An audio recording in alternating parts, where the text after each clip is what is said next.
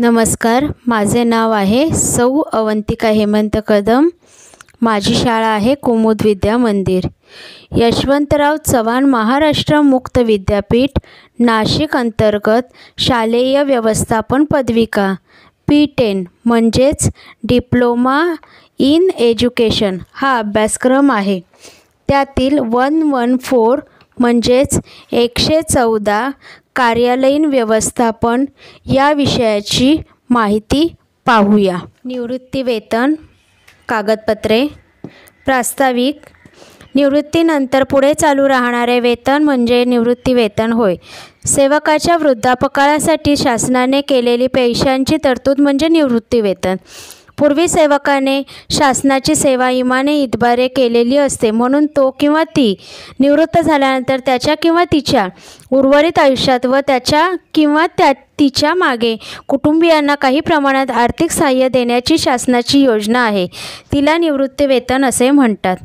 निवृत्ती वेतनाचे प्रकार: 1. ठराविक वयोमान झाल्यानंतर घ्यावयाचे निवृत्ती वेतन। 2.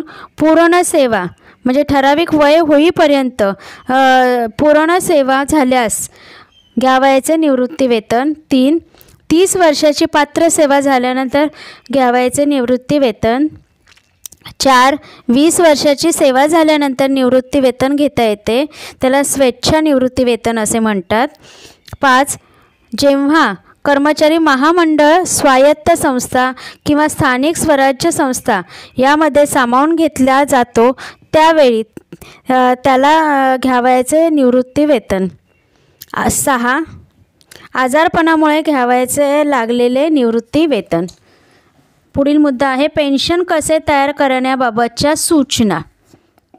पेन्शन केस जी आहे ती जर तयार करायची असेल तर कोणकोणत्या सूचना आपण पाळल्या पाहिजेत तर ते पाहूया। 1. पुढील 24 ते 30 महिन्यात वयाची 58 वर्षे पूर्ण झाल्यामुळे निवृत्ती होणाऱ्या यादी मुख्याध्यापकाने केलेली पाहिजे। 2. शाळा प्रमुखांनी अशा निवृत्त होणाऱ्या सेवकांची निवृत्ती वेतने प्रकरणे तयार करण्यास 2 वर्षे आधी सुरुवात केली पाहिजे। 3. शाळा प्रमुखाने 2 वर्षात एकूण 3 टप्प्यात निवृत्ती वेतन कागदपत्रे पूर्ण केली पाहिजे। पेन्शन केस तयार करण्याबाबतचे नियोजन व कार्यवाही महत्त्वाचे 3 टप्पे असतात। मुख्याध्यापकाने महत्त्वाच्या 3 टप्प्यात पेन्शन केस कागदपत्रे तयार करण्याबाबतचे नियोजन करून त्याप्रमाणे कार्यवाही करावी। त्यातला पहिल्या टप्प्यातील नियोजन सेवा पुस्तकातील तपासणी। सेवा पुस्तकात आवश्यक असलेली सेवकाची माहिती प्रमुख व सेवक यांनी पूर्ण भरावी, तसेच तक्ता 5 मध्ये जरूर असणारी सर्व माहिती न विसरता पुरवावी। उदाहरणार्थ छायाचित्रे, योग्य त्या ठिकाणी सह्या, वैयक्तिक माहिती व इतर माहिती जरुरी असल्यास पुरवावी व भरावी। पडताळणीच्या प्रयोजनासाठी संदर्भ दिला गेला पाहिजे। सेवकाच्या बाबतीत सेवकाने प्रमाणपत्र दिले पाहिजे, त्याची पडताळणी मुख्याध्यापकाने संदर्भासहित केली पाहिजे व मुख्याध्यापकांच्या बाबतीत अध्यक्ष किंवा मुख्य कार्यकारी अधिकारी यांनी ती केली पाहिजे। दुसऱ्या टप्प्यातील नियोजन सेवा पुस्तकातील उणिवा भरून काढणे। कार्यालयात प्रमुख किंवा मुख्याध्यापक सेवा पडताळणीच्या प्रमाणपत्राची छाननी करताना निवृत्ती वेतन आणि निवृत्ती वेतनाकरिता अर्हताकारी सेवा निश्चित करण्याच्या दृष्टीने प्रत्यक्ष संबंध असलेल्या माहितीत कोणत्या त्रुटी राहणार नाहीत याची काळजी घेईल। तिसऱ्या टप्प्यातील नियोजन मुख्याध्यापकांनी सेवकांच्या निवृत्तीपूर्वी 8 महिने आधी तक्ता क्रमांक 5 त्या सेवकाकडून भरून घ्यावा। मुख्याध्यापक व शाळा प्रमुख म्हणून स्वतःच्या बाबतीत हेच तंत्र अंमलावे। निवृत्ती होण्यापूर्वी खाते प्रमुखाने संबंधित निवृत्त होणाऱ्या व्यक्तीकडून काही रक्कम घेणे आहे किंवा नाही ते पडताळून पाहावे। निवृत्ती वेतन कागदपत्रे लेखापरीक्षण अधिकारी यांच्याकडे पाठविणे। मुख्याध्यापकाने भरलेला नमुना 5 व नमुना 6 कर्मचाऱ्याच्या योग्यरित्या भरून अद्ययावत केलेली सेवा पुस्तिका आणि सेवेच्या पडताळणीसाठी उपयुक्त अशी कागदपत्रे नमुना 7 मधील संदर्भीय पत्रासह लेखापरीक्षण अधिकाऱ्याकडे पाठवावीत। सेवानिवृत्तीच्या तारखेपूर्वी 6 महिने अधिकाऱ्यांना सर्व पेन्शन अर्ज 2 प्रतीत पाठवावेत व एक मूळ प्रत आपल्या शाळेत दप्तरी ठेवून घ्यावी. कुटुंब निवृत्ती वेतन पुढील मुद्दा आहे. कुटुंब निवृत्ती वेतन त्यातील पहिला उपमुद्दा, निवृत्त ज्या दिवशी निधन पावतो त्या दिवसाचे निवृत्ती वेतन त्याच्या नावावर दिले जाते. त्यानंतर दुसऱ्या दिवसापासून ते त्याच्या कुटुंबियास मिळते. 2 कुटुंबास निवृत्ती वेतन किती मिळणार हे त्याचे निर्देशन निवृत्ती वेतन प्रमाणपत्रावर लिहिलेले असते व ते कोणास मिळावे हेही निवृत्ताने लिहून ठेवलेले असते.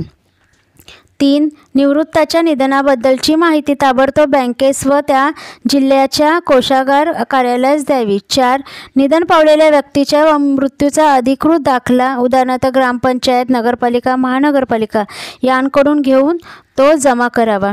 5 कुटुंबाने दिलेल्या योग्य अधिकाऱ्याची सांकित केलेली प्रमाणपत्र घ्यावे. फॉर्म नंबर 1 मध्ये अर्ज करावा. 7 निधनापूर्वी ग्रॅज्युइटी मिळाली नसल्यास फॉर्म I मध्ये अर्ज करावा. 8 नमुन्याच्या सह्या, छायाचित्र, कुटुंबाचा ना हरकत दाखला, वारस दाखला, वैयक्तिक माहिती इत्यादी एकत्रित करावी. महत्त्वाचे काही मुद्दे आहेत तर ते पाहूया आपण. सेवकाचे काम पूर्ण चांगले व वर्तणूक चांगली असली पाहिजे. सेवकाची सेवा अखंड असली पाहिजे. सेवक सेवेत कायम असला पाहिजे. सेवकाची सेवा 10 वर्षापेक्षा जास्त असली पाहिजे. सेवक शेवटच्या दिवशी कामावर हजर असला पाहिजे. जर अनुदानित शाळेत असेल तर त्याला हा नियम लागू पडतो. 6 उपदान निवृत्त होणाऱ्या सेवकास ते मिळते. निवृत्त वेतन किंवा निवृत्ती वेतन मिळण्यापूर्वी निधन पावल्यास त्याने किंवा ज्याचे नाव नोंदविले आहे त्यास निवृत्ती वेतन मिळते. वारसा नसेल तर ते सरकार जमा होते. सेवकाच्या मान्यतेने त्याचे असलेले सरकारी देणे किंवा प्रॉव्हिडंट फंड इत्यादी लेखी सूचनेने त्याच्या उपदानातून कापून घेता येते. यावर इन्कम टॅक्स आकारला जात नाही. वारस योग्य त्या फॉर्ममध्ये देणे आवश्यक आहे. वेतन निश्चिती वरिष्ठ लेखापाल यांनी केलेली असली पाहिजे. निवृत्ती वेतनाची काही कागदपत्रांची सूची आहे ती आपण पाहूया. ती इंग्रजीत दिलेली आहे, पाहूया. एक त्याच्यामध्ये form application in form 15A. दुसरा आहे ॲप्लिकेशन फॉर पेन्शन और gratuity and death cum retirement gratuity in form number 15. 3 history of service showing interruption duly verified. 4 service book duly completed in all respects. 5 statement of 2 specimen signature of the pensioner duly attested. 6 2 copies of passport size photography of pensioner and his wife और with descriptive roll duly attested. 7 declaration to be signed by the application for not having applied previously for pension and gratuity. 8 nomination for service or death cum retirement gratuity of or pension. 9 nomination for family pension. 10 declaration for provisional pension or gratuity. 11 no inquiry and no demand certificates. 12 म्हणजे 12वा मुद्दा statement showing in scale of pay drawn. 13वा मुद्दा last pay certificate. 14वा मुद्दा statement showing the rough calculation of pension and gratuity amounts. 15 statements showing the calculation of family pension and DCR gratuity. 16 statement showing the nature and period of the leave etcetera taken by the pensioner during the entire service. 17 statement showing the relation age and birth dates of the pensioners family members with copy of birth date certificates. 18. Medical certificates for invalidation if the claim is for invalid pension. 19. Death certificate of the डिकेस government servant. 20. Heirship certificate. 21वा मुद्दा statement showing the history of break in service. 22. Statement of accumulation of contributory provident fund together with the challan of credit of the amount. 23वा मुद्दा descriptive roll of pensioner. 24वा मुद्दा form F of application म्हणजे family pension scheme 1964. 25वा मुद्दा application in form 9. 26 form of scanning family pension. Form of sanctioning family pension. 27वा मुद्दा form of sanctioning the DCR ग्रॅज्युएटी.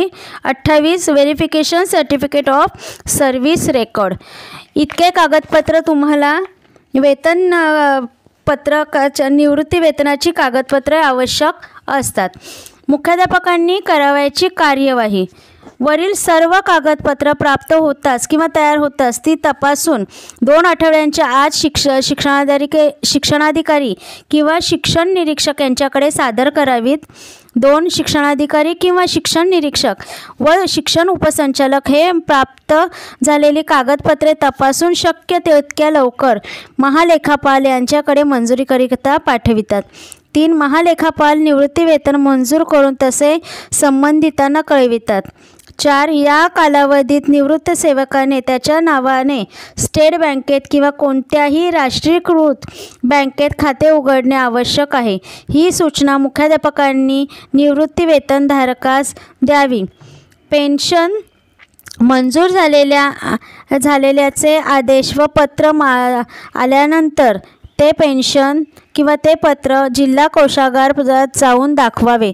सोबत स्टेट बँकेत किंवा राष्ट्रीयकृत बँकेत खाते उघडल्याचे पासबुक घेऊन जावे. जिल्हा कोषागार अधिकारी नोंद घेऊन मासिक पेन्शन मिळू शकेल अशी व्यवस्था करतात. ही कार्यवाही पद्धत मुख्याध्यापकांनी निवृत्ती वेतनधारकास समजावून सांगावी. 6 निवृत्ती होणारी व्यक्ती या संक्रमण काळात भावूक व संवेदनशील बनते. मुख्याध्यापकांनी आत्मीयता दाखवून पेन्शन पेपर्स अचूक भरावेत व पेन्शन लवकरात लवकर कशी मिळेल याबाबत निवृत्ती होणाऱ्या व्यक्तीस सहकार्य करावे. धन्यवाद.